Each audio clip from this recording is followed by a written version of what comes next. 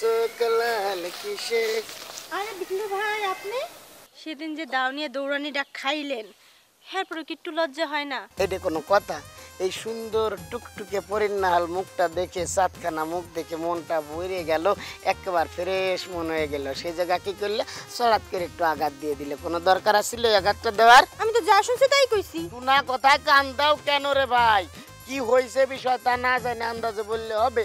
আমি কি করতে গেছি? আমি হচ্ছে টেইলার্সের অ্যাসিস্ট্যান্ট। আমার কাজ কি মাপ নেওয়া। আমি গেছি মাপ আনতে। আমি এই হাতটা নিয়ে কলা মাপা দেখি আপনার হাতটা মাপ দিই।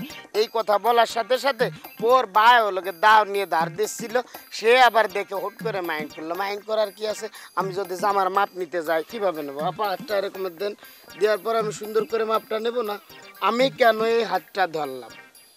এটা আমার একমাত্র অপরাধের কারণে। তার ভাই দায়ে ধার দিচ্ছিল, সেই দাও দিয়ে আমার দিছে দাবো।